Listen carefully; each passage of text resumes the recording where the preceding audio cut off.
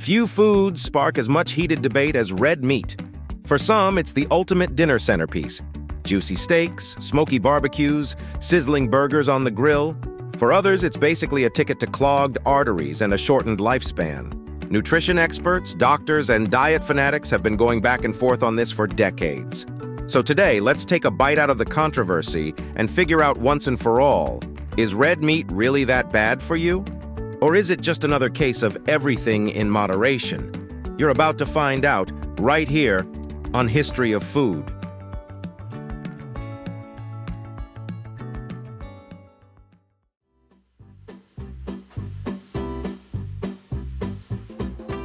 First things first, what exactly is red meat?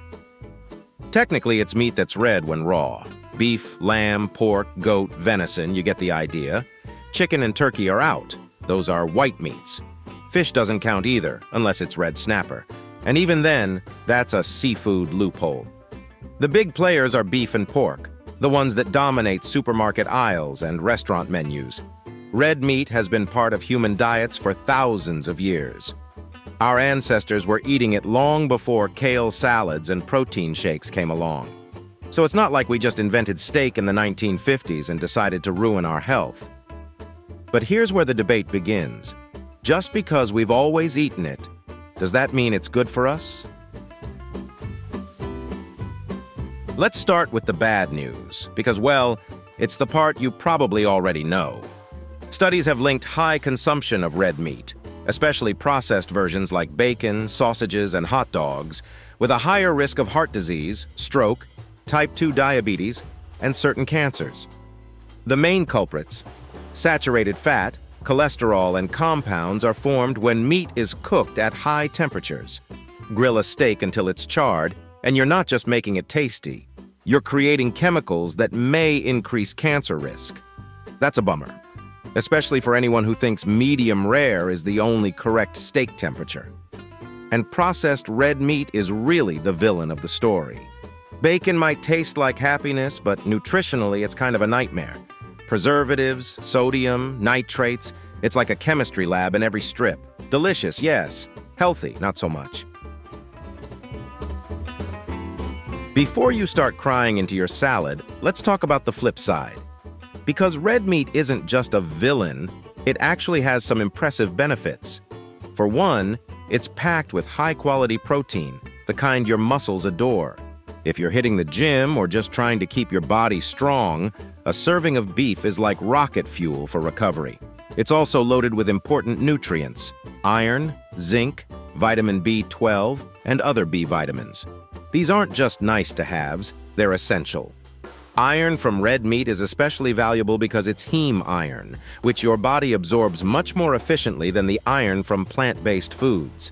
That's why vegetarians often have to pay extra attention to their iron intake. So yes, red meat has risks, but it also has rewards. It's not just a guilty pleasure, it's a nutrient powerhouse when eaten in reasonable amounts. If there's one phrase nutritionists love, it's everything in moderation. And when it comes to red meat, that really seems to be the key. Eating a 20-ounce steak every night? Probably not great. But enjoying a burger once a week? That's unlikely to ruin your health. Most experts suggest limiting red meat to a few servings per week, choosing lean cuts, and balancing it with fruits, vegetables, and whole grains.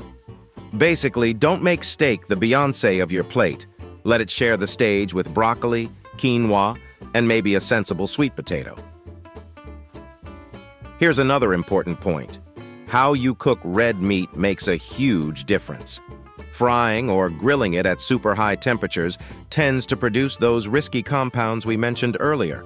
Meanwhile, gentler methods, like baking, roasting, or slow cooking, are much kinder to your health. And let's not forget portion size. A serving of meat is supposed to be about the size of a deck of cards. Compare that to the slab you usually get at a steakhouse, which could feed a small village. No wonder people get confused. It's also worth remembering that food isn't just about nutrition. It's cultural, emotional, and even political. Red meat has been at the center of traditions and celebrations forever. From backyard barbecues on the 4th of July to holiday roasts at Christmas, it's deeply embedded in how we gather and celebrate. That's part of why the red meat is dangerous conversation sparks so much debate. It's not just science, it's personal.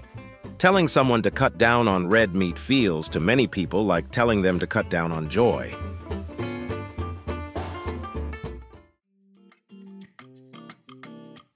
In recent years, the debate over red meat has also fueled the rise of alternatives, plant-based burgers, lab-grown meat, and other creative substitutes.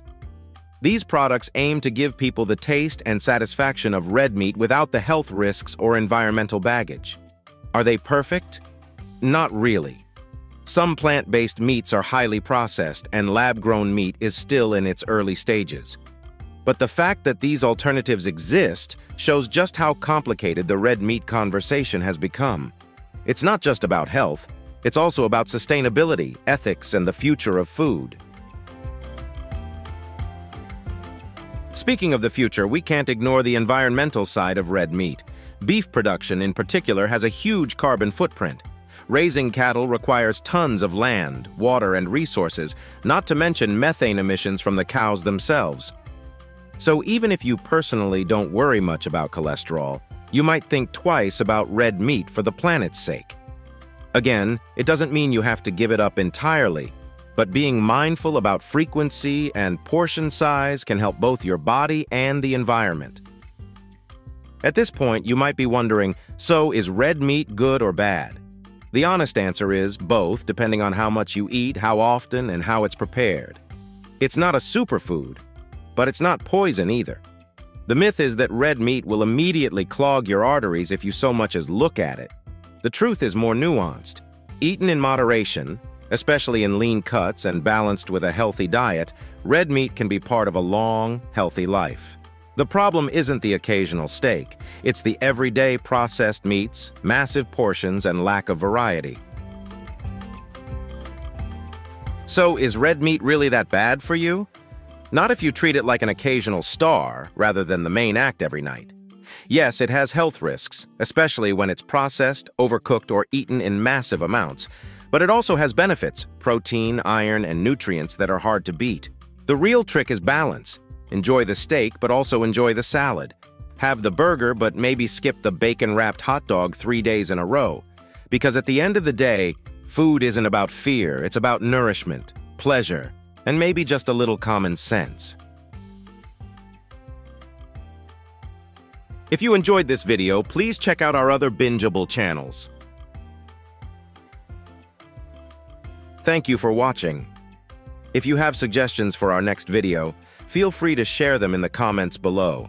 We'll be sure to give you an acknowledgement for your contribution.